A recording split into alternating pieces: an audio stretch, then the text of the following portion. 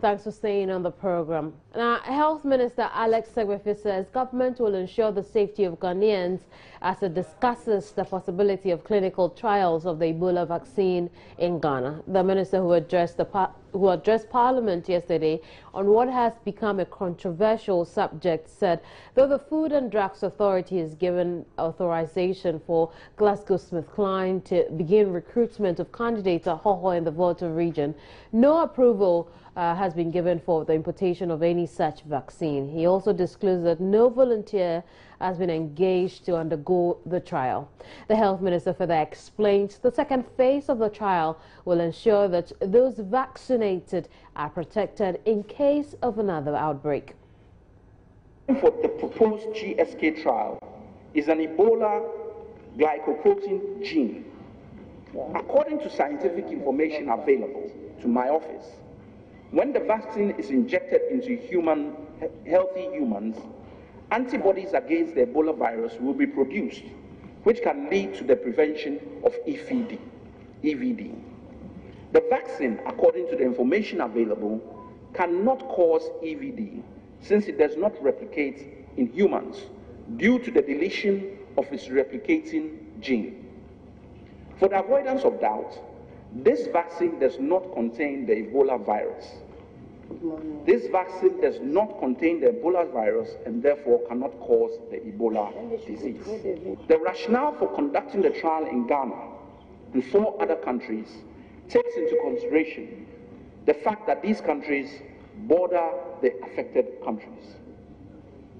The design of the phase 2 trial will be such that in the event of an outbreak, persons already vaccinated would be already protected. Now, Health Minister Alex Segbefi also announced a series of programs to sensitize the country before the clinical trial can take place.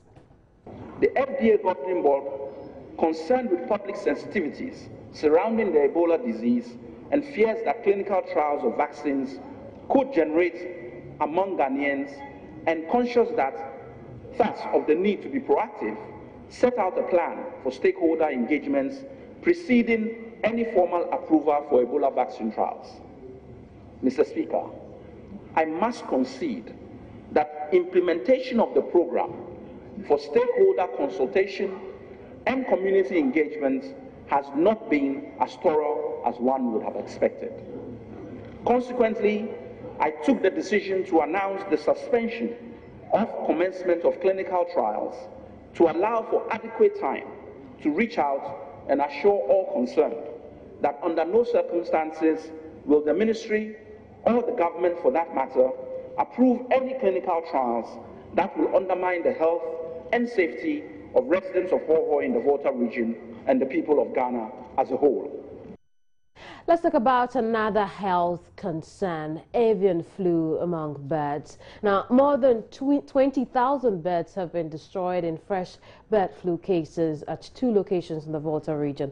The culling was conducted by the Veterinary Services Department at Peji Copper in the Keta municipality and Kpogedi in the Ketu South municipality. It comes after test results of samples of avian flu taken to a lab in Italy came positive last week. Veterinary officers in the Volta region confirmed the outbreak to Joy News. The farmer noticed that there's a drop in the production of the eggs from his farm. So he decided to give them a booster. And fortunately for him, they all responded. Last week, Wednesday, in the morning, he lost about 45 birds. The next day, 185. It's continuing like that. So he was alarmed and he called us. So we took the sample to Accra. When did you collect the sample from there to Accra? The sample was sent about 3 days ago. From our side, it was positive. That is the result from Accra? Yeah, yes, positive. Are you destroying the birds in that particular farm? Killed all the birds in that particular farm. So what are you doing about other places that we may see? Yes, we have to map up a radius for the local birds in that area, which we will start the destruction to very soon. If you have not reported, we can't slaughter, we can't keep destroying. But those houses surrounding the focal point, that's the farm, those local birds around that area will be destroyed. When you identify an area that there's infection and there are other poultry farms in the vicinity, what steps do you take? We normally give 8 kilometers radius from the center of the outbreak point. So we have to destroy all birds around 8 kilometer vicinity.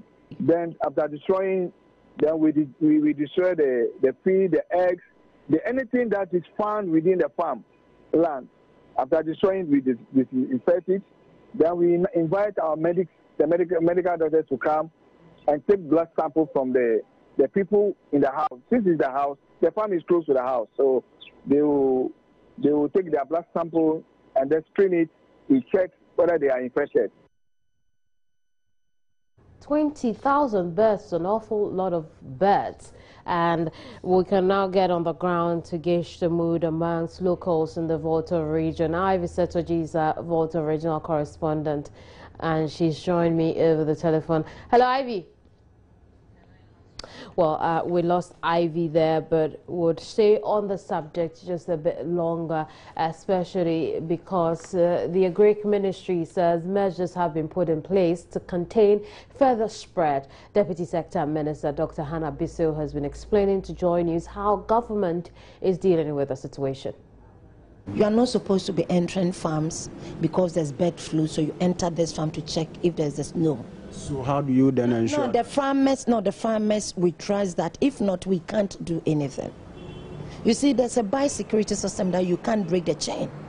You cannot get that because you're a vet. You don't have enough vets, so you go to this farm. Already our biosecurity systems are not in place on our farms. You move from this farm, you go to that farm. You move from this farm, you go to that farm. So you cannot... Sorry, Honorable, but that means this is a reactive measure. It means we can't be proactive then. No, you don't have to say something that you don't know. Okay, you are saying something that is technical and you don't know.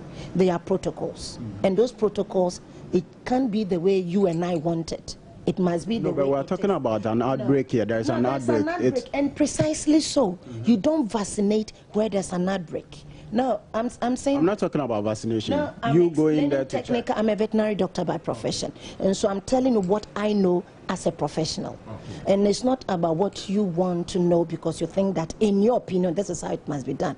In my opinion, maybe I would think that as a journalist, you should do something differently. But I didn't study journalism. Okay, so it's different. So I'm explaining to you the protocols. And those protocols cannot be changed by you, nor by me. They are laid down protocols. There was an outbreak in the Netherlands, and the vets were not roaming from one farm to the other.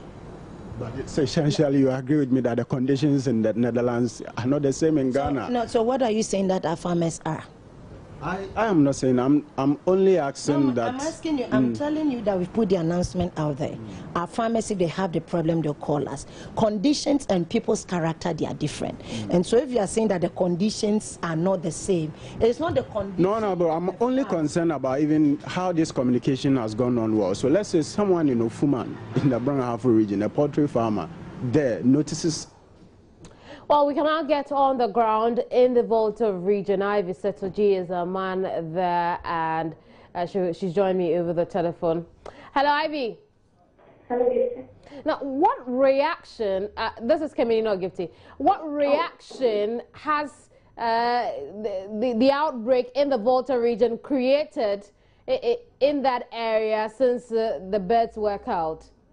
Well, actually, most people in the region, especially in the area, when they realized that this was what was happening, they got scared. They are now worried because they feel, okay, so that means they are not safe in the Keta and the Keta municipality because of all this.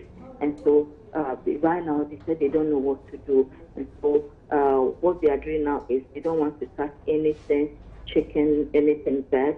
What they are doing now is to be very, very careful about what they eat, especially in regards to meat in that area. And so they are really pleading with government to do something about it urgently before anything happens, because they consider those areas, especially Keta municipality, as one of the neatest places in the region. And so this thing happening now is a surprise to most of the residents in the area. Vera, let's talk about the farms on which these birds were slaughtered. What are the farmers saying? They lost up to 20,000 birds. Well, the farmers are worried. Obviously, they are very worried about the whole thing. But as it is now, there's nothing they can do because it has already happened. They hope to get back to business soon with government intervention. They are worried though, but as of now, they said there's nothing they can do for now, but to bounce back to work with government intervention. I get a sense very little is known about the avian influenza in the Volta region. What can you tell us about that? Well, not really.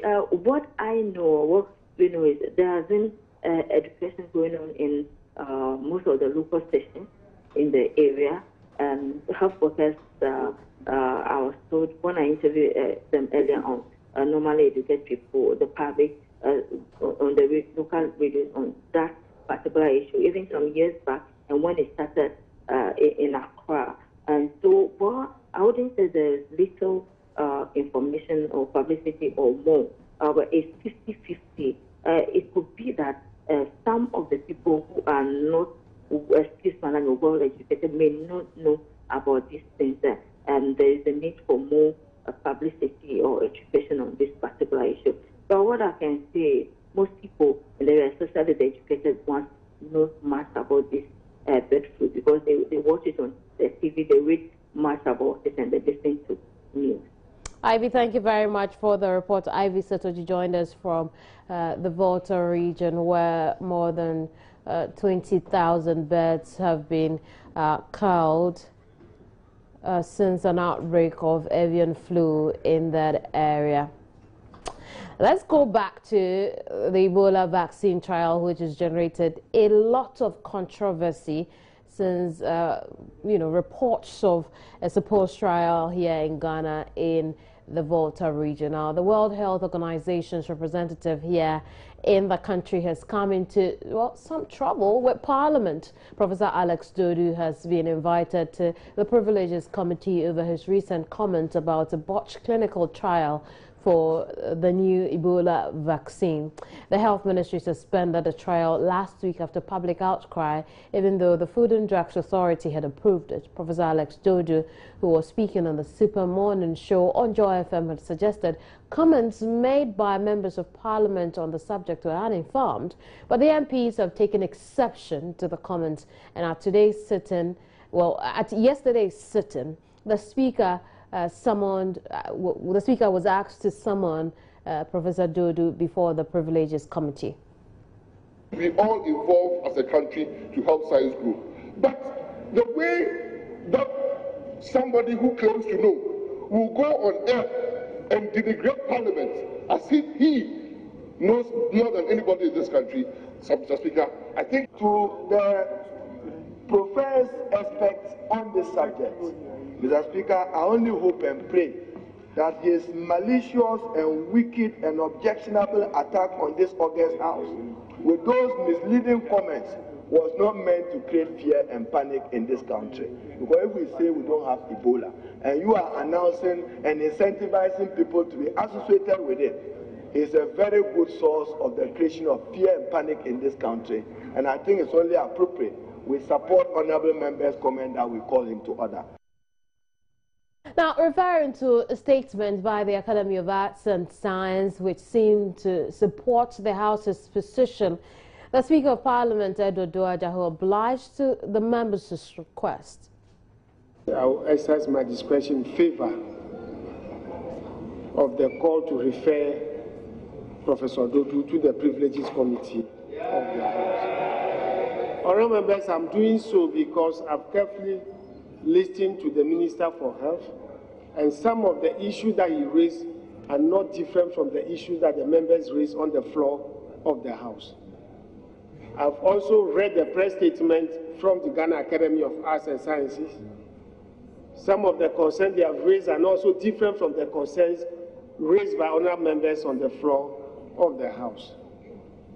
Honourable members, even in this House, when we are legislating, perform your constitutional duty.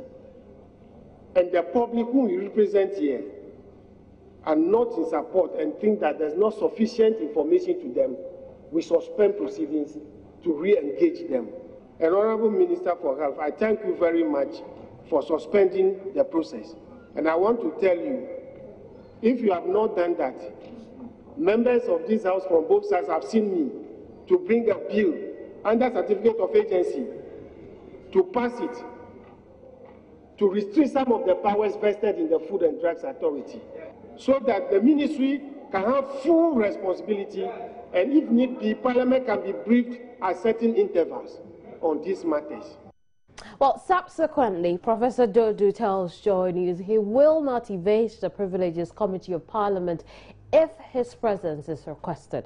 According to him, he's yet to receive an official notice of the summons from Parliament. When he appears before the committee, he intends to answer questions on the Ebola vaccine trial, as well as his initial comments on radio, truthfully and based on facts as a scientist. As we speak, I have not had any contacts from the August House. I have not had any contacts, be it by telephone or by a letter. So I must say this is all news to me. Well, if that invite comes, I would happily and gladly, well, I don't have a choice. If that invite comes, I'll respectfully honor the invitation. I'll be very, very pleased to answer the questions that will be posed.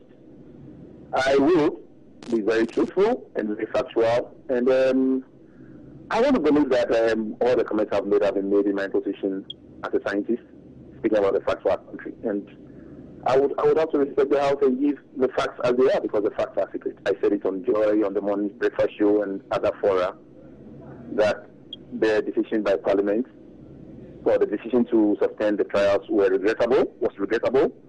And yes, I did express disquiet about the utterances of some members as carried by national media.